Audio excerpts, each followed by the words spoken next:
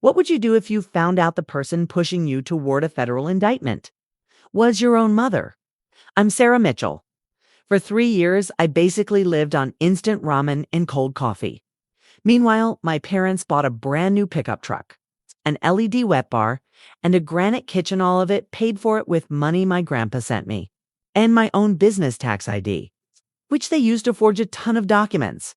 I didn't just lose $90,000, I nearly lost my freedom. Because on paper, the federal financial fraudster was actually me, the woman I trusted most, my mother. A legit bank employee was secretly signing papers to send her own daughter to prison. I was completely stuck. This was an impossible bind. Suing them meant destroying my family forever. Staying silent meant I was going to jail. I had zero money for a lawyer, no solid evidence, and absolutely nobody believed my story.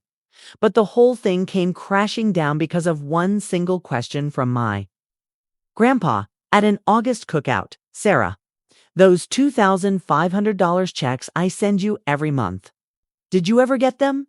That question ripped open 20 years of family secrets. It became my only weapon. But the real question was, how could a broke, under-equipped daughter with no legal allies win a lawsuit against an enemy who'd been planning this scheme for a decade, and who also happened to be the people who raised her? If this story hits you hard and you know what it's like to be betrayed by your own blood, drop a comment saying, I get it. Like and subscribe so we can turn this pain into healing and strength together. You are not alone. Growing up in Denver, I always knew Grandpa Frank was loaded. Seriously wealthy? Not just comfortable. He built a huge chain of sporting goods stores all across Colorado with my grandma before she passed 16 years ago. He often talked about Grandma and my Aunt Ellen, who left us an inheritance. But I never asked for the details. My parents, Linda and Paul, lived a normal middle-class life. Mom was a bank employee. Dad managed a warehouse. But Grandpa Frank's house in Cherry Hills Village was magazine-worthy. A mini pudding green in the backyard. The garage was full of classic cars, including a shiny '67 Mustang. Marta, his housekeeper, had been there forever. The house always smelled faintly of lemon cookies. But I realized early on my parents acted super weird around him. Mom would put on this strained, fake smile. Her eyes were cold like headlights at midnight. After parties, she'd always mutter to Dad, Frank thinks his money makes him better than us. Her voice was bitter, and she'd grip her wine glass tight. My dad would just let out a soft sigh. He'd avoid Mom's gaze and focus on the TV, like a baseball game was more important than the tension in the room. He was silent, like he was afraid to shatter something fragile. When I was little, I thought that was just normal adult drama. But as I got older, those bitter whispers after every family cookout got louder. And the tension got thicker. Despite Mom's attitude, Grandpa Frank and I were tight. When I turned 10, he taught me to fix up that Mustang in the garage. Engine oil smeared on my hands. He'd just laugh and say, Sarah, you can do anything. One time, at Coors Field, he pointed to the crowd and said, everyone has a story, kid. You're going to tell those stories through a lens. For my 16th birthday, he gifted me an old camcorder. He dragged me out back to film short clips of the Rockies game on TV. Live for yourself, he insisted. I chose film school, even though my parents fought me and demanded I get a stable finance degree. Grandpa Frank just winked. Life's short. Sarah, don't chase anyone else's expectations. My older brother, Ethan, 35, kept his distance from Grandpa. He became a banker, but he looked totally drained after his divorce. He had these dark circles under his eyes, like he hadn't slept in forever. My younger sister, Chloe, 26, was a grad student. She was polite but distant with Grandpa, mirroring Mom's coldness, always glued to her phone. After college, I launched Mitchell Media, a small videography company doing ads and events. I managed to rent a tiny studio in Loudoun, slowly chipping away at my loans, and sometimes treating myself to a coffee. Then the pandemic hit. Everything collapsed. My biggest client, a concert promoter, canceled every single contract. I was desperate just to pay rent, surviving on ramen and cold coffee. My pride wouldn't let me tell my family. My parents already thought my career was risky. Ethan was dealing with divorce debt, and Chloe was stressing about tuition. The only person I felt I could even talk to was Grandpa Frank. I drove up to Loveland, where he lived far away from the rest of my family. I was hoping for some advice, but instead, his voice firm, like when he was tuning up that Mustang, cut right through me. Sarah, I'm going to help you get through this. That's what family is for. Since it was a long drive, he insisted on sending the funds through my parents. He completely trusted my mom. Lindashi was a bank professional. After all, to handle the money carefully, and right there in that moment of absolute trust, they made a fatal mistake. My mom, Linda, always thought she had everything under control. Until one afternoon, her phone rang. It was Grandpa Frank. His voice was laced with worry. Linda, I just talked to Sarah. Why didn't you tell me she was struggling so badly? His tone was razor sharp. Mom's face went white. Why, yes, Dad, she stammered, her voice tense. I was going to tell you at the BBQ next month. Once everything was settled, she hung up, shaking but relieved they had survived the call. One tiny slipknot actively reporting my financial struggle almost brought the whole scam down. She immediately called my dad, Paul, panicking. Paul, Frank is suspicious. We need a better game plan for the party. We have to make him believe everything is picture perfect. They dodged that bullet, but the seed of doubt was planted. Here's the truth. Grandpa Frank was getting old. He put too much faith in Linda, the seasoned banker, and too much faith in the word family. That distance between Loveland and Denver made him lazy about checking the quarterly statements. He just believed everything was going exactly as promised. He never once thought that greed could completely rot his own bloodline. My parents sealed the deal with a soft lie. Just trust us. Dad, we'll send the kids the money every month and provide you with full statements. But they built a flawless web of deception. They forged documents. They sent fake bank emails. Grandpa was absolutely convinced the money had safely reached me. I was totally clueless. I reluctantly took a tiny payment that I thought was a one-time thing, just enough for rent and groceries. I had no idea that behind his kind generosity, a dark play was unfolding right in front of me. In the next few months, I started noticing weird things. Whenever Grandpa Frank called, Mom would bail on the room. She'd pretend to busy herself with clean dishes. Dad would stare intensely at the TV, watching commercials like they were the World Series. Even my friend Mia, fellow filmmaker, once asked me, Sarah, where did your parents get the cash for a brand new truck? I dismissed every single suspicion. I figured they got lucky. I thought it was just the usual family awkwardness around Grandpa's money. I was dead wrong. The day of the fateful cookout finally arrived, a cool August night. But I didn't know that the night before my parents hadn't slept at all. In their dark bedroom, Mom whispered, full of anxiety, Paul, this fake email, it looks suspicious if he actually checks the details. A heavy, exhausted sigh from Dad. We just have to make it through tomorrow. Then we're safe. There was only heavy silence. They knew they were standing on the edge, but they had climbed too high to ever turn back. The next morning, they put on their masks. They wore their best, most expensive outfits. They threw a massive, elaborate party knot to celebrate. But to put on a spectacular show, I drove up in my old beat-up Jeep. The tires squeaked as I parked right behind my dad's brand new Dodge Ram.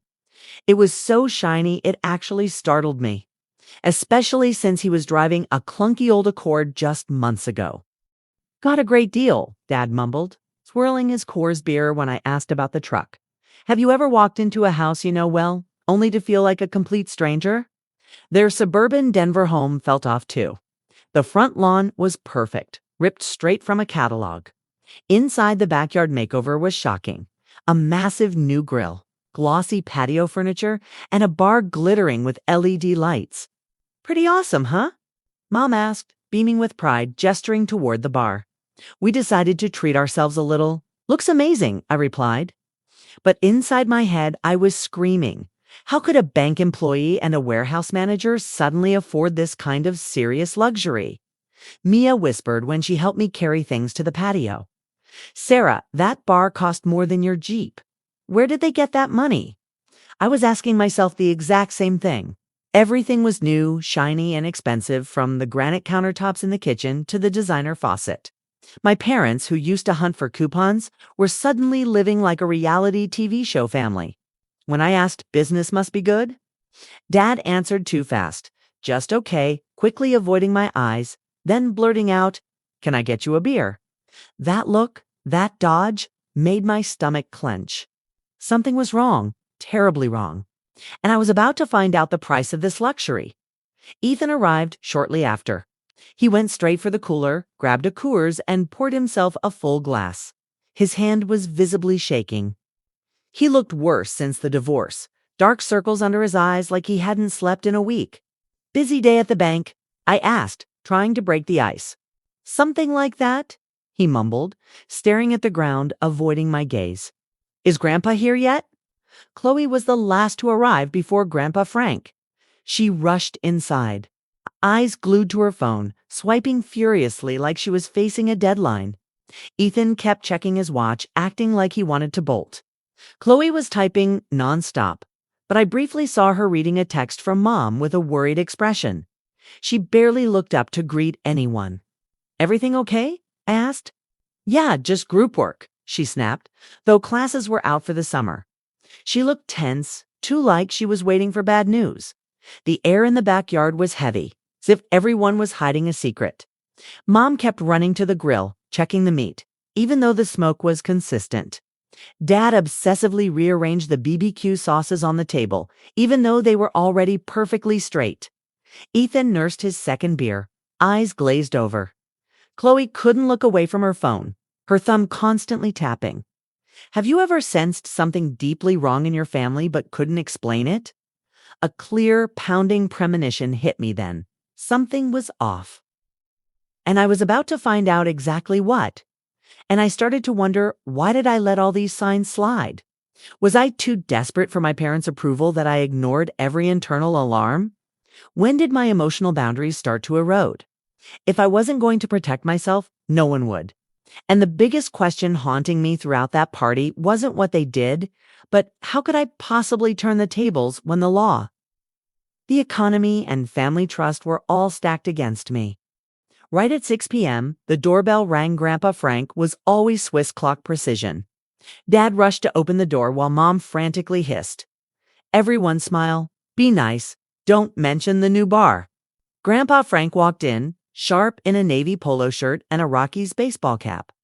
At 78, he stood straight, his silver hair neatly combed, radiating the confidence of a man who'd conquered business. But his eyes were keen. He glanced around, frowning at the new bar, and whispered to me, "This place looks like a car showroom, Sarah." The greetings played out like a mini-drama. "Linda," he nodded at Mom, polite but cool. "Paul," he said to Dad, slightly warmer. Then his face lit up when he saw me. "Sarah, my girl." He hugged me. The faint smell of engine oil wafted from him, reminding me of those Mustang repair sessions in the garage. I saw Mom tense up, her shoulders hunching slightly during that moment. "Ethan, you look thin. Are you eating properly?" he asked, lightly patting his shoulder. Ethan forced a laugh, gripping his third beer. The ice in the glass clinked, revealing his stress. "Chloe, put the phone away when you greet your grandfather," Mom snapped, her voice sharp. Chloe reluctantly shoved the phone into her pocket, offering a strained smile. "Sorry, Grandpa, group project," she said. But Grandpa Frank only raised an eyebrow. His gaze was sharp, like he could see right through every lie floating in the air.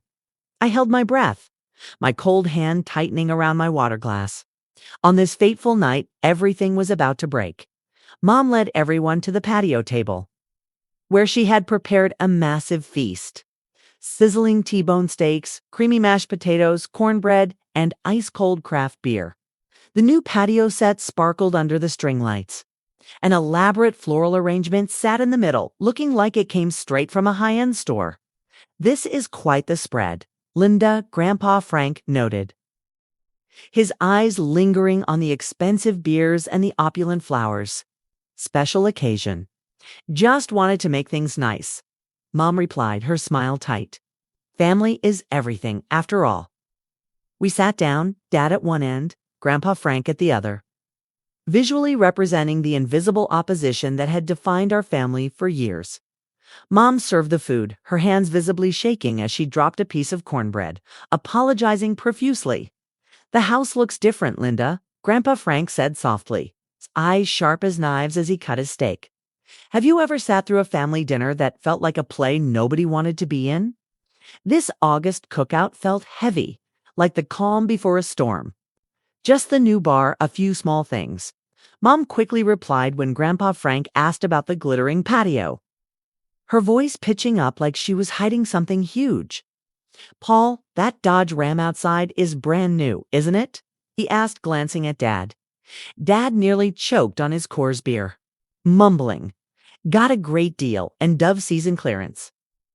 Grandpa Frank nodded slowly, his face unreadable, but I saw the keen awareness in his eyes.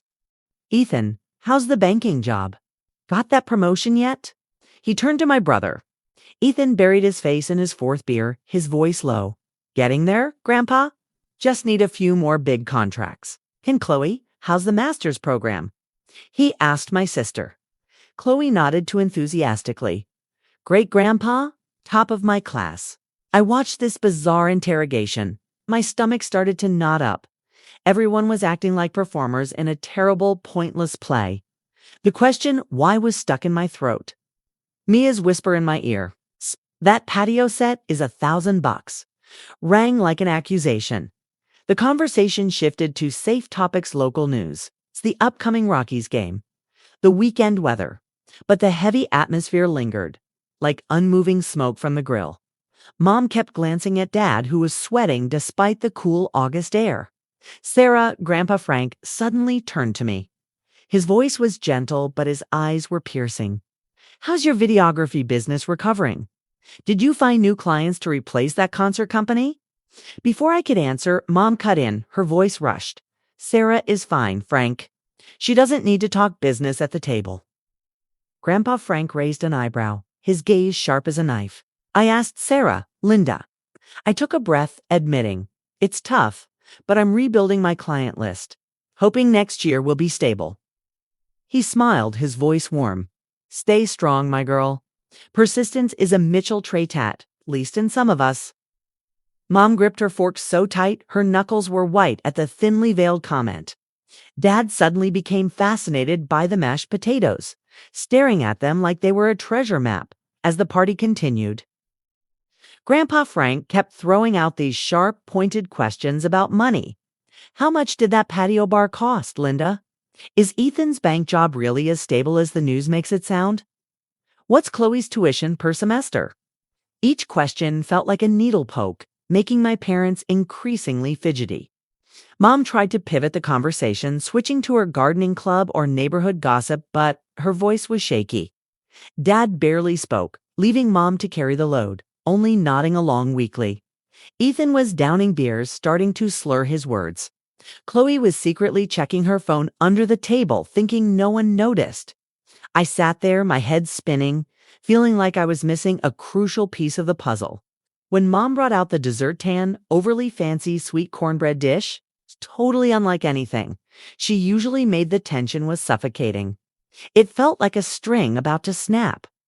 Mia pulled me aside into a corner, whispering, "Sarah, something is seriously wrong. Nobody spends this kind of cash based on good deals. Something was about to break."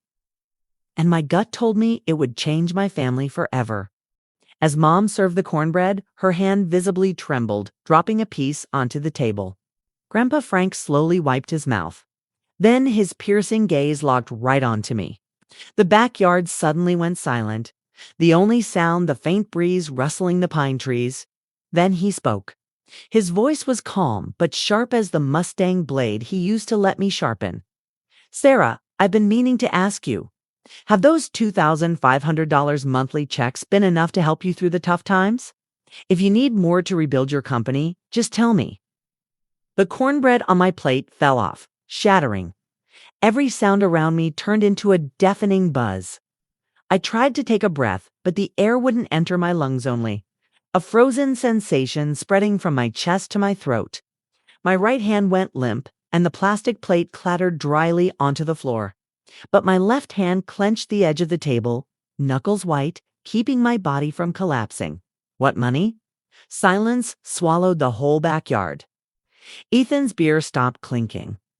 Chloe dropped her phone onto her lap, her eyes wide as saucers. I repeated the question, my voice firmer but trembling. What money, Grandpa? All eyes snapped to my parents. Their faces were drained of color, like the blood had rushed right out. Mom opened her mouth, closed it, her lips quivering as she searched for a word. Dad lowered his head, staring intently at his plate like it held the answer. Grandpa Frank's gaze was fixed on Mom. His voice was cold as a Denver winter wind. Linda, explain this. Why doesn't Sarah know about the money I've been sending for 3 years? He took a deep breath, his voice shaking with pure outrage and disappointment last week. I checked with the bank because the balance didn't add up. The statement showed $2,500 every month transferred into an account you claimed was Sarah's emergency fund. You even sent bank emails confirming Sarah received the money. But I verified that email was fake and the account is registered under your name. Linda, I trusted you because you work at a bank and you're my daughter-in-law. I live 2 hours away in Loveland, so I thought you'd manage it carefully. He paused, his eyes drilling through them. I started getting suspicious when you sent a bank email with a weird typo. Not professional at all. Mom let out a thin, high-pitched laugh, sounding exactly like a choked sob, Frank. There must be a misunderstanding. He cut her off. His voice sharp as a razor. Misunderstanding?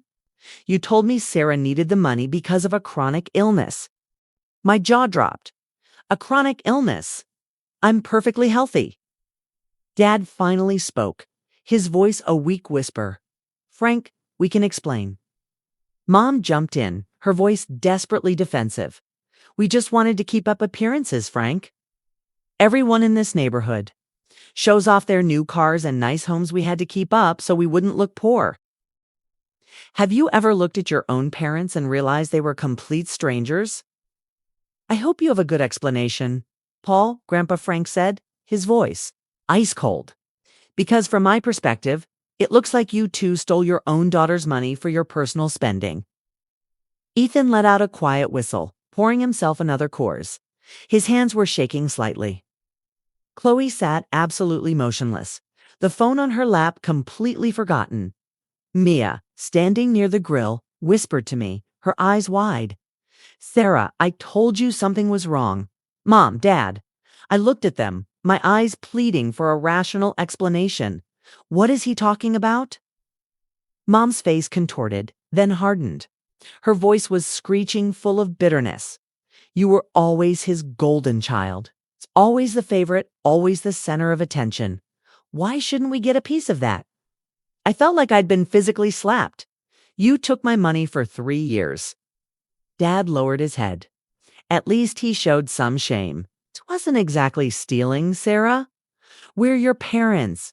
We raised you your whole life. Linda. Grandpa Frank's voice cut through them like a sharpened Mustang blade. I trusted you because you work at a bank. I thought you would manage Sarah's money carefully for her, since I live so far away in Loveland. But you forged the emails and receipts to cover this up. Mom lifted her chin defiantly.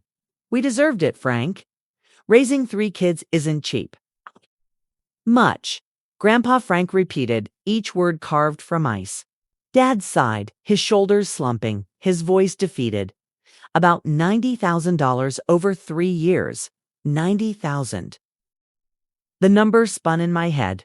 $90,000 enough to wipe out my student loans. Save Mitchell Media and replace all those instant ramen nights with real food. I closed my eyes.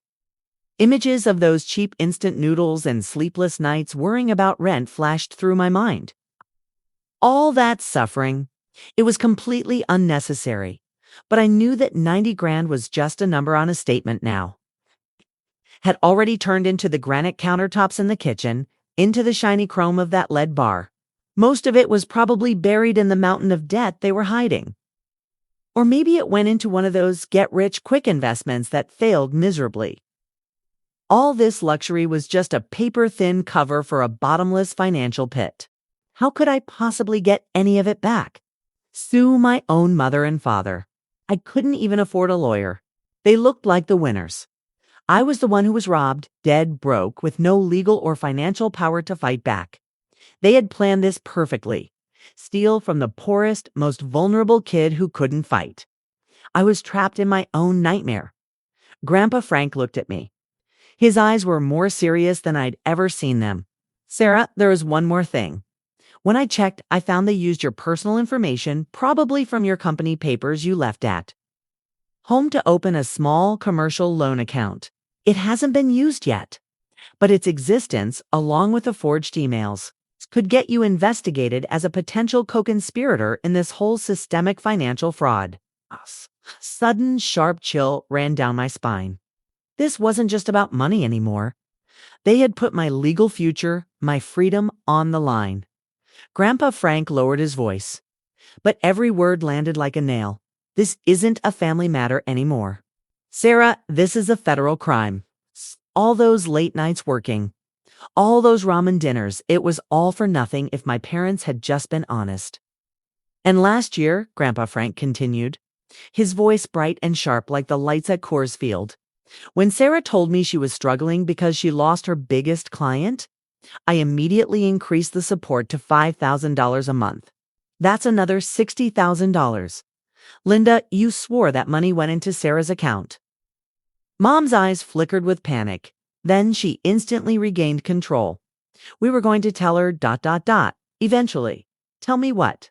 I screamed, my voice cracking. What else have you done? Just then, Chloe spoke up, her voice trembling. Did Aunt Ellen also leave us money? Everyone spun to look at Chloe, eyes wide. The air froze completely. Grandpa Frank was stunned. Ellen, your grandmother's sister, left a $50,000 fund for each grandchild. She gave the money to Linda to manage. Where's that money, Linda? Mom's face was pure white. She stammered, we didn't mean any harm, Frank. ... Dad looked down, defeated.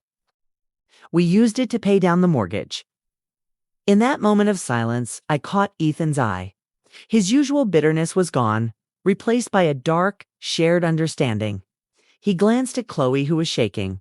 For the first time in years, the three of us felt like we were actually on the same side, bound by the same heartbreak. Grandpa Frank looked at me, his eyes full of pity. When you told me you were struggling, Sarah, I immediately increased the support to $5,000 a month. Your mother guaranteed that money was going into your account to help you through. Another $60,000? Gone. Spent on a glittering bar, a Dodge Ram, new patio furniture while I was eating ramen, terrified of losing my studio. How could you do that? I whispered, tears finally falling. I'm your daughter. Mom snapped back, defensive. You don't understand the pressure we were under, Sarah. Dad's company had layoffs. The bank froze our raises ages ago. Everyone in this neighborhood has nice cars and big houses we had to keep up so we wouldn't look poor. Keep up appearances. I choked out, disbelieving. You stole my money just to keep up appearances. It wasn't stealing. Mom shrieked, her face flushed. We just adjusted family funds. It was all for the family. It was not yours to adjust. Grandpa Frank stated firmly, his eyes drilling through her. That money was specifically for Sarah. He kept going, and it wasn't just Sarah's. The $100,000 emergency fund. I set up for all three grandkids, Sarah, Ethan, and Chloe, for things like job loss or illness. That's gone too. Linda, you told me that fund was safe. Where is it? Mom broke down crying, but they were the tears of someone caught, not someone remorseful. We invested it in a tech startup in Boulder, but the company went bankrupt last year. The weight of the betrayal was crushing my chest. My parents watched me struggle, panic, and nearly lose my apartment, all while spending my funds on their tacky luxuries. Were you ever going to tell me? I asked, my voice tiny, barely audible.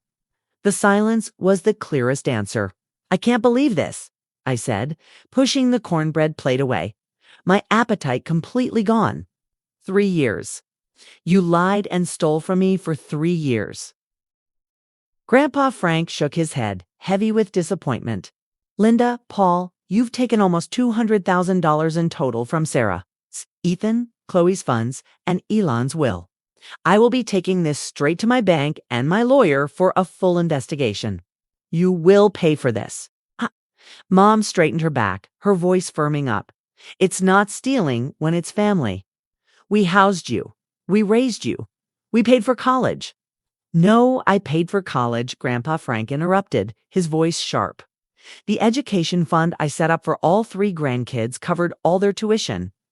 I turned to him, stunned. Educational fund. What fund? Grandpa Frank sighed, his face etched with pain. You didn't know about the education fund, did you, Linda? Mom squirmed in her chair, flustered. We didn't want the kids relying too much on family money. He looked at me, explaining. I established a fund for each grandchild to cover their college tuition. Your parents were the administrators until you turned 25, when control should have been transferred to you. I was in shock. So, my student loans, they shouldn't exist. He nodded, his voice heavy. The money was there to pay the tuition in full. I looked at my parents, speechless with shock. I worked 2 jobs in college, ate ramen, and crammed into an apartment with 3 roommates just to save money while the education fund was sitting there untouched. Where is that money? I asked, my voice trembling. Dad couldn't look me in. We invested it, and we lost it. Have you ever discovered a truth that could shatter every memory you have of your family? It wasn't just Sarah's funds, Grandpa Frank continued, his voice heavy with a decade of disappointment. The $100,000 emergency fund I set up for all 3 grandkids Sarah. Ethan, Chloe for job loss or sickness. That's gone too. Linda, you told me that fund was safe. Where is it? Mom burst into tears, but they were the tears of pure shame. At being caught. Invested it in a tech startup in Boulder. But the company went bankrupt in 2023. Ethan let out a brittle, slightly drunken laugh. Classic mom and dad. Let me guess. My education fund is gone too, right? He shook his head, a strained smile on his lips. I'm not even surprised, he said, his voice dropping into deep bitterness. Last week, I was going to sell Grandpa's watch, the only valuable keepsake I had left to pay off credit card debt. Mom begged me, don't sell it, honey. Let me hold it for safety and I'll loan you the cash. I gave it to her. And yesterday, he looked straight at Mom, his eyes bloodshot. I saw it in her jewelry box. Next to a brand new necklace. You didn't. Just take the money. You took the mementos, the last memories, and used them to accessorize your fake life. Do you even know I've been eating ramen 3 times a day for the past month? Silence fell. The truth wasn't just numbers anymore. It was a watch. It was instant noodles. It was concrete, cruel, and undeniable. The guilty glance exchanged between my parents said it all. Ethan slammed his beer glass down. Foam spilled over the table. I'm grinding away at this damn bank. Job to pay off student loans while you 2 were sitting on the money already set aside for me. Ethan, you don't understand, Dad started, weakly. I do understand. Ethan cut him off, his eyes red. I understand why you pushed me into banking. You needed someone to make money when you were terrible at managing it. Chloe's face was pale. Her voice was tiny. What about my fund? Is that why you said the master's program was too expensive and told me to drop out? Chloe confessed. Mom told me if I told anyone, the family would break. I was scared I was the cause, so I kept quiet. Mom and Dad exchanged another guilty look. Oh my God, Chloe whispered, her eyes welling up. It's gone, isn't it? We planned to replace the money, Dad said, his voice cracking. We had a plan. Plan, I repeated, my voice dripping with skepticism. Was the plan to keep stealing from Grandpa forever? It wasn't stealing. Mom smacked the table, rattling the silverware. Everything we did was for the family to maintain our lifestyle, to give you kids opportunities. Opportunities. I couldn't believe my ears. You took my education fund, watched me struggle with debt, and stole my monthly support to buy a patio bar while I worried about getting evicted. What opportunity? Mom's facade finally shattered. She burst into tears, but I realized they weren't tears of remorse, but of sheer rage at being caught. You don't know how hard it is living under Frank's shadow, she sobbed, clutching her napkin. Nothing we do is ever enough. Not rich enough, not successful enough. You steal from your own children to show off to the neighbors. Grandpa Frank's voice was cold and filled with contempt. I expected more from you, Linda, and you too, Paul, for letting this happen. Dad seemed to shrivel in his chair. His shoulders slumped. We intended to fix it before the kids found out. How were you going to fix taking almost $200,000? Ethan asked skeptically, swirling his beer. We invested it, Mom insisted, tears streaming down her face. It just needed time to pay off. Invested it like you did with our education funds. I couldn't hide my bitterness. You kids don't understand. Mom nearly shrieked, her voice frantic. The constant comparison to Frank's perfect family, always feeling less than. We needed some comfort, some safety. By sacrificing your own children? Grandpa Frank asked, his voice low but sharp as that Mustang knife. Is that the legacy you want to leave, Linda? Stealing from the next generation just to live large? Mom snapped back, her voice shaking. It's easy for you to judge. Frank, you never had to worry about money. Mia pulled me aside, whispering, Sarah, they didn't just take your money. They took Ethan and Chloe's future too. How are you handling this? Grandpa Frank gave a short, sharp laugh. You know nothing about my life, Linda. I worked side by side with your father-in-law for 40 years. Building those sporting goods stores. I handled the books, managed the shops, negotiated the deals, raised Paul all on my own sweat. No one gave me anything. The room went quiet. Every story Mom ever spun about Grandpa Frank, that he was just a lucky Arab operated. She always painted him as some privileged gentleman, but he built this fortune the hard way. I think Grandpa Frank said, slowly folding his napkin and placing it next to his untouched cornbread, this party is over, and my financial support for you, Linda and Paul, ends now. He continued, his voice hard. Furthermore, the bank has already started an internal review regarding the fake emails and fraudulent accounts. Linda, you could lose your job over those forged documents. My lawyer will be in touch shortly to handle this. Mom's face was wet with tears, her voice desperate. Frank, please, don't. I can, and I will. He cut her off, his voice like, Stone, you betrayed not only me, but your own children. From now on, any financial support will go directly to the grandkids. No middlemen, no exceptions. We're going to lose everything, Dad whispered, his voice cracking as the full reality hit him. Have you ever left a room feeling like your entire world just collapsed? You should have considered the consequences before spending money that wasn't yours, Grandpa Frank said, without a hint of mercy. He turned to me, his eyes softening. Sarah, I am so sorry. I should have checked where the money was going. It's my mistake, too. I couldn't speak a single word. The betrayal was too vast, too sharp, like the Mustang blade he taught me to hone. My parents, the people I trusted, watched me struggle with money for years. All while secretly taking the very funds meant to help me. They let me feel alone while they secretly benefited from Grandpa's support, without a word. I stood up, grabbed my purse, and walked toward the front door. The click-clack of my heels on the hardwood floor echoed in my head, drowning out Mom calling Sarah. Right behind me, I didn't look back. I couldn't bear to see their faces or hear another pathetic justification. As I started the Jeep, the tires screeching on the driveway. I glanced one last time toward the backyard. Mom was openly sobbing, her face buried in her hands. But this time, they weren't the tears of someone ashamed of being caught. They were the tears of someone who finally understood that everything was permanently broken. When they walked in upscale Lowry, they wouldn't be the Mitchells with the nicest backyard anymore. They would be the Mitchells who had to sell their house. The BBQ invitations would dry up. The neighbors' eyes would change.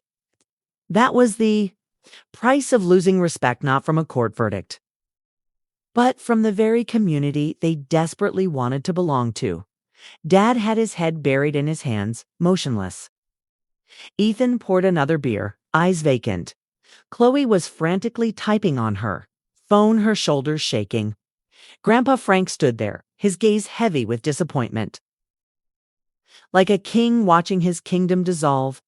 In that moment, I knew everything had changed forever. 3 days passed. I didn't answer my phone. Messages and calls piled up, mostly from my parents. They started with defensive pleas. You don't understand the full picture. Then moved to begging. Please, talk to your mother and father, and finally, manipulation. After everything we've done for you, you owe us a conversation. Mia texted every day. Worried, Sarah, are you okay? I can't believe your parents did that. Do you need me to come over? I couldn't bring myself to reply. On the 4th day, Grandpa Frank called and left a single voicemail. His voice was trembling. Sarah, when you're ready, I'm here. No pressure, no deadlines. A pause. Then his voice cracked, more genuinely than ever. I'm not just sorry about the money, but for letting you suffer. I'm here. I love you. His voice, shaky like a hug over the phone, made me finally cry. That evening, I called back. My voice barely a whisper. Can I come over, Grandpa? Course, my girl. I'll have Marta bake those lemon cookies you love. Grandpa Frank's house in Cherry Hills Village felt like a sanctuary, completely separate from the family's storm. The smell of lemon cookies and vanilla filled the air as Marta, his housekeeper of 30 years, led me into the sun-drenched conservatory. Grandpa Frank was waiting with a steaming pot of tea. I've done some more digging, he said immediately, skipping the pleasantries like the businessman he was. What came out at the party was just the surface. He slid a stack of documents across the table, unscrewed bank statements, fund records, and transfer logs spanning almost a decade. Your parents' financial deception goes deeper than I thought, he said softly, his eyes full of regret. They've been systematically embezzling from all 3 of you since you were in high school. The documents told a horrifying story. Parents didn't just drain my education fund and monthly support. They did the same to Ethan and Chloe. They told me Ethan needed $50,000 for a down payment on a house, Grandpa Frank explained. I sent it, but clearly he never got it. They also claimed Chloe needed money for hospital bills after a car accident 3 years ago, an accident that never happened. He continued. The bank has already started legal action against Linda for document and email forgery. She's facing losing her job, and my lawyer is working to trace the misappropriated funds. My hands shook as I turned the pages. Do Ethan and Chloe know all this? I've spoken to both of them, he replied. Ethan suspected something when your parents bought that Aspen vacation condo right when his loan application was rejected. Chloe was completely in the dark. Mia called soon after, shocked. Sarah, I just talked to Ethan. He knew your parents bought that Aspen house, but he had no idea it was with his money. I felt sick to my stomach. Why? I whispered, my voice lost, like the cold wind on his mini golf course. This betrayal hurts more than you can imagine. I choked out to Grandpa Frank. Every memory of my childhood home, every family holiday, was now tainted by deceit. Grandpa Frank nodded, his eyes heavy. I know. Even the house you grew up in was built on a first lie. The next day, Ethan called, his voice somber and rare. Did Grandpa tell you everything? I think so. I replied, still in shock. It's hard to believe it's real. I confronted Dad yesterday. Ethan said he completely broke down. They are worse off than Grandpa knows. second mortgage, maxed out credit cards, unpaid personal loans. They were stealing our money just to cover their debt, Sarah. Mia, hearing this over the phone, was aghast. Sarah, they were robbing you and your siblings just to pay their bills. How did they sleep at night? So they were taking my money to pay their debts? I asked bitterly. Felt like my entire past had been erased. It's the house I grew up in. Those Aspen holidays all built on lies. Exactly. I think Mom has a problem. She can't stop spending, and Dad is too weak to stop her. That evening, Chloe came over to my studio apartment, her eyes red from crying. She curled up on my sofa, clutching a mug of hot tea. I caught Mom lying 3 years ago, sis, she confessed, her voice shaking. Chloe admitted, Mom told me if I told anyone, Dad would lose his job and the family would fall apart. I was scared I was the cause, so I kept quiet. Remember when Mom said Grandpa sent me a 25th birthday gift, but it got lost in the mail? I called Grandpa to thank him, and he had no idea. When I asked Mom, she made me promise not to tell, saying it would destroy the family if I made a big deal. I foolishly believed her. You weren't foolish. I comforted her, placing a hand on her shoulder. We all believed her. The more we talked, the more pieces clicked into place. The small anomalies over the years' expensive purchases that didn't match their income. The pressure to be financially successful, all while they were quietly sabotaging. One week after the party, I returned to the house that was renovated with my own money. Mia came with me as a silent witness. My parents looked like haggard versions of themselves, gaunt, their faces etched with anxious wrinkles.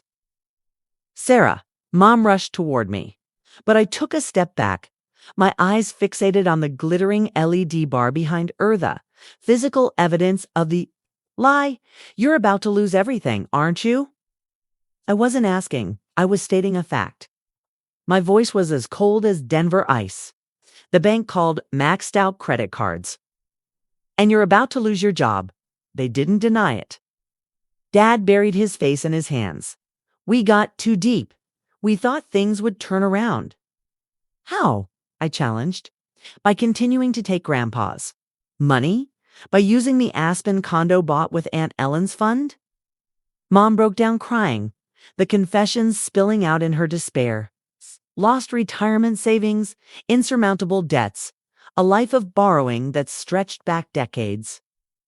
They had gambled, our future on a miracle that never arrived. Listening, I realized I didn't feel pain anymore, just a blank numbness. The people standing before me were just too greedy, weak strangers drowning in the ruins of their own making.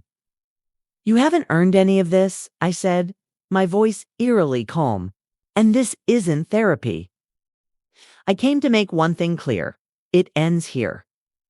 No more lies, no more help, and no more me until I choose. Sarah, please. Dad reached out, his voice trembling. We are still your parents. We love you. Love. Laughed. Softly, a bitter sound.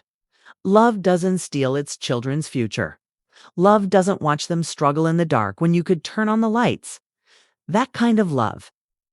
You killed it a long time ago. As I turned to walk away, Mom screamed desperately, Are you abandoning us when we need you most? I turned back one last time.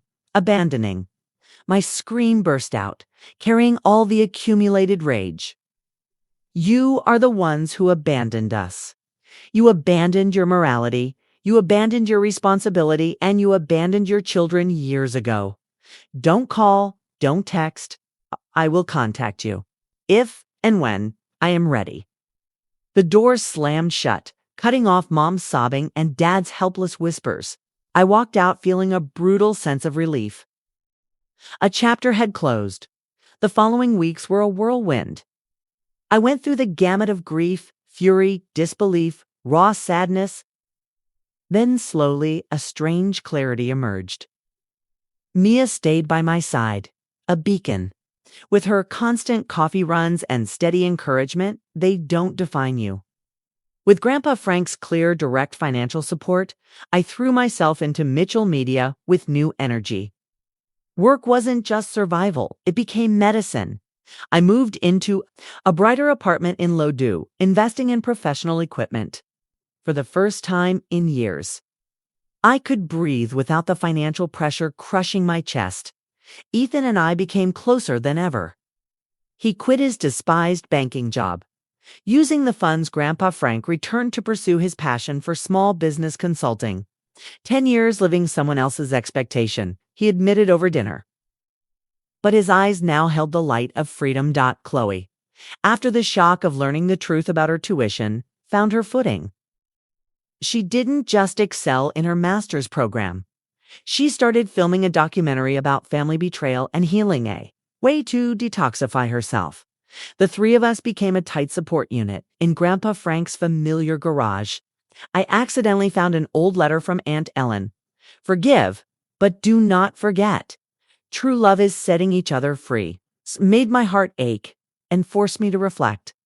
Meanwhile, the consequences for my parents were inescapable. The house was rushed onto the market. The Dodge Ram was gone. Mom was formally fired from the bank and facing a lawsuit. They filed for personal bankruptcy.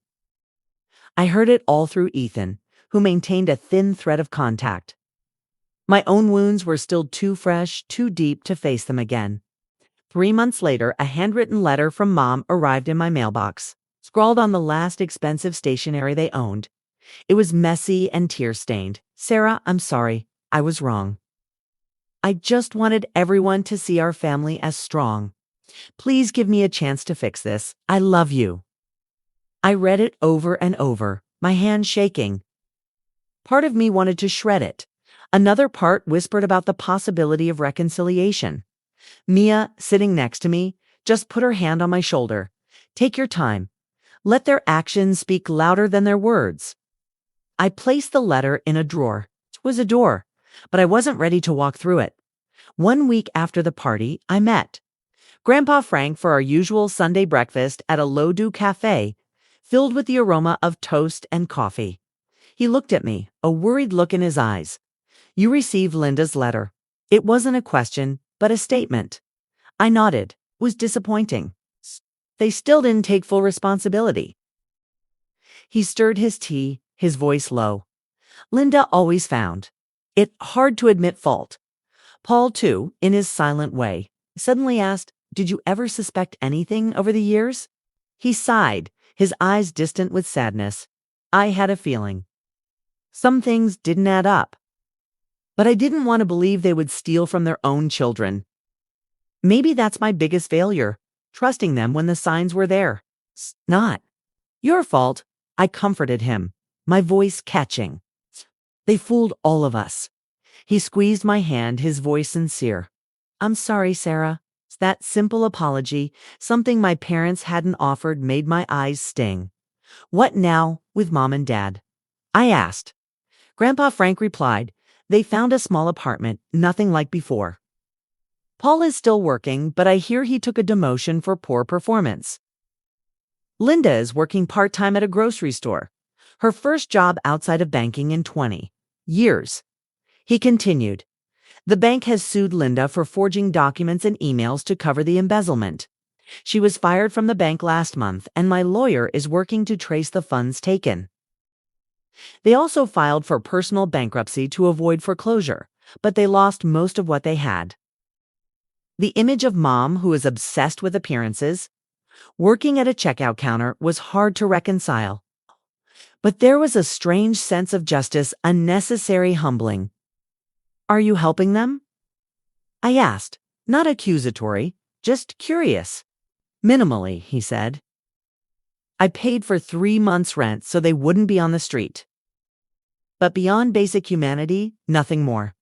They have to face the consequences and rebuild on their own." Mia, after I told her, texted Sarah, "Grandpa Frank is right. They need to learn to stand on their own. You don't owe them anything." I nodded, relieved he wasn't enabling them, but still keeping a thread of compassion. "And you, Sarah? Are you ready to talk to them?" he asked, patting my hand gently. I considered it. Not yet. Maybe soon, but not yet. I'm still processing everything. "Take Your time, he said, his voice warm like the scent of lemon cookies. Healing can't be rushed. A few months later, I agreed to meet my parents at a downtown Denver cafe, the air filled with the smell of espresso. Mia insisted on coming along. I'll be at the next table, Sarah. If you need me, just call. They were already there, looking. 10 years older, Mom had lost her sheen. Her hair had gray streaks, and she wore a plain t-shirt instead of designer clothes. Dad had lost his confident posture. His shoulders slumped like a defeated man. "Thank you for coming," Dad said as I sat opposite them. "We weren't sure you would." "I wasn't sure either," I replied, strangely calm. My hand lightly brushed the old leather bag, the 18th birthday gift from Grandpa Frank, the only thing from the past that felt untainted. "But I have something to say, and something to give you." I pulled a thin envelope from my bag. Inside wasn't money, but copies of the first forged emails Mom had sent Grandpa Frankovitis I had just found in an old folder of mine. I pushed the envelope toward them. "I found the first forged emails Mom sent Grandpa Frank." My voice was flat, but my hand trembled slightly. "You didn't just take the money. You took my independence, watching me struggle when you could have helped. But the worst part—" I took a deep breath, fighting to keep my voice steady. "The worst part is that you broke the trust. The people I should have relied on the most are the ones who deceived me the most profoundly." Mom burst into tears, streaming down her face, but I continued. "I don't recognize you anymore. I don't know who you are. The parents I once believed in would never have done this. We made a terrible mistake," Dad confessed, his voice breaking. "We got lost, became people we never intended to be. Have you ever wondered if a broken relationship could be fixed with just words?" "We want to make amends," Mom said, desperate. "In the small downtown Denver cafe, we know we can't pay the money back anytime soon, but we want to rebuild our relationship with you." Mia, sitting at the next table, texted, "Sarah, they are trying, but don't get swept up in the words. Deserve to see action." I looked at them, searching for genuine remorse. Pain was clearly visible on their faces, but was it for their actions or their consequences? "I need time," I said firmly. "And I need action, not words. Prove to me that you've changed over time. With consistent behavior. That's the only way I see forward now. Not forgiveness, I wasn't ready for that, but an open door. It's a possibility for the future if they were willing to genuinely work for change." Leaving the cafe, I felt a sense of relief, like a weight had been lifted. I had spoken my truth, set boundaries, and reclaimed control of my story. For the first time in months, I felt free. That evening, in my new Lodu apartment, I watched the city lights twinkle through the window. My phone vibrated. A text from Ethan. "Proud of you for meeting them. How do you feel?" I thought back to Mom's letter with lines like, "I just wanted our family to look strong so the neighbors wouldn't laugh. I was wrong to take money from the fund." But the words only made me angry. Still justification, not true remorse. Replied to Ethan like I'm finally starting my real life. And Ellen's words from the old letter, "Forgive.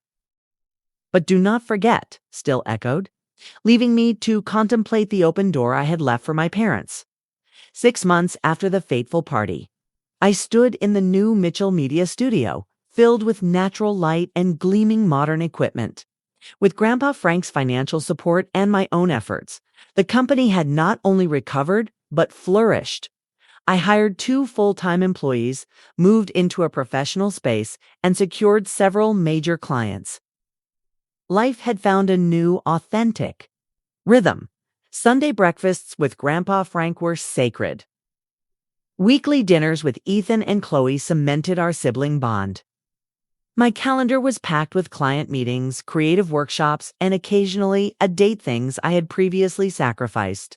Due to financial pressure, the relationship with my parents remained complex. We maintained limited contact, a few texts, short calls on birthdays or holidays, and one awkward dinner at a restaurant. They were trying in their own way. Mom joined a financial management group. Dad saw a therapist. They lived modestly in their small apartment, working to cover living costs. It's weird. I told Grandpa Frank during one breakfast, the scent of toast lingering. Part of me still loves them because they're my parents. But I don't trust them. And I'm not sure I ever will again. Trust, once broken, is the hardest thing to rebuild, Grandpa Frank said, sipping his tea. It requires persistent honesty over time. They've only just started that journey. Do you think they can truly change? Asked. He mused. People change when the cost of not changing becomes greater. Your parents have suffered pain. Whether that's enough to change them fundamentally remains to be seen. Mia, when I told her about seeing my parents, said, Sarah, you're strong for setting boundaries. They need to prove themselves through actions, not words. Since the truth came out, Grandpa Frank established a new financial system for his grandchildren, transparent, clearly documented with direct transfers, no intermediaries. I should have done this a long time ago, he admitted. I trusted Linda and Paul to fulfill their duties as parents. That was my mistake. Thanks to that support, I've focused on growing Mitchell Media instead of just surviving. It's the financial stress. That had been a constant companion gradually faded, replaced by a new confidence about the future. Ethan also changed. Freed from the chains of the banking industry, he found his passion helping small businesses build sustainable models. His consulting firm was small but growing, and for the first time since childhood, I saw genuine joy in his eyes. I never knew work could be this interesting, he said, sipping a Coors beer at a bar. Now I look forward to Monday, which is strange. Chloe changed the most. The shy, people-pleasing youngest sister had found her voice. She confronted our parents when they tried to guilt her for not visiting enough, excelled in her master's program, and started dating a Gento-lied tattoo artist, someone Mom definitely would not accept. My whole life was spent trying to make them proud, she confided during a sibling dinner. What a waste of energy. As for Grandpa Frank, he navigated the upheaval with new resolve, his eyes bright as when he worked on his Mustang. He told me, family is meant to lift you up, not drag you down. I was learning to live by those words day by day. Have you ever found strength in the shattered pieces of a painful truth? At 79, Grandpa Frank completely reorganized the family finances. He established transparent trusts, clear paperwork, and direct communication with each grandchild, me, Ethan, and Chloe. The silence about money in this family ends with my generation. He announced in the sunroom, the smell of lemon cookies lingering. I was wrong to trust Linda and Paul to manage the funds properly, including the one from Aunt Ellen for each of you. From now on, everything is transparent. Financial literacy is a gift I should have given you sooner. 1 year after the fateful party, we gathered at his house in Cherry Hills Village.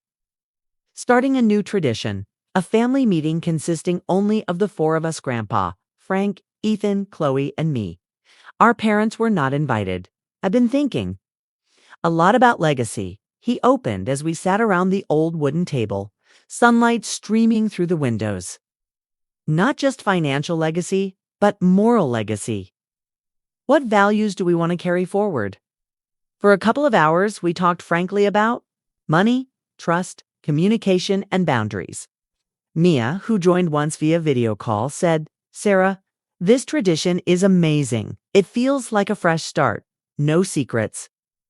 We set rules for handling assets and family relationships, acknowledged the pain we endured, and committed to breaking the cycle of financial secrecy. Grandpa Frank raised his glass to the Mitchell family, redefined, rebuilt, and resilient. As I raised my Coors beer, I realized how much I had grown in the past year. The betrayal that almost destroyed me had forced me to re-examine my self-worth, set clear boundaries, and build a life based on truth, not illusion. The money being repaid was important, but the self-respect I gained was priceless. 2 years later, I sat in the Mitchell Media studio, reviewing commercials for a major client with quiet pride. My phone buzzed, a text from Mom, thinking of, "You today, good luck with the presentation. Love you." She had stopped showing off, but last week she texted about learning to live simply. It's a small thing, but different from her old habits. A small thing remembering my presentation.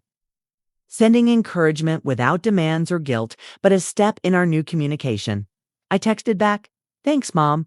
I'll let you know the results." Not warm, not rushed, but honest, all I could give right now. And they were learning to accept it. Mia, when she heard about the text, texted back, "Sarah, you are so generous for keeping in touch." But they still need to prove more. That evening, I celebrated the successful presentation with my team, laughing in a Lodoo bar, the scent of craft, beer in the air. I thought about the journey of the past 2 years, painful, but the destination was worth it. An authentic life next to the people I trusted. Doing the work I loved. That night, I called Grandpa Frank to share the good news. "I'm so proud of you, Sarah," he said, his voice warm like when he told stories about fixing his Mustang. "Not just for your professional success, but because of the strong woman you've become. I learned from the best," I replied genuinely. He updated me. "Your parents filed for personal bankruptcy after the bank sued Linda for forging documents. Linda lost her banking job, and they are struggling with their new work, but they are trying in their own way."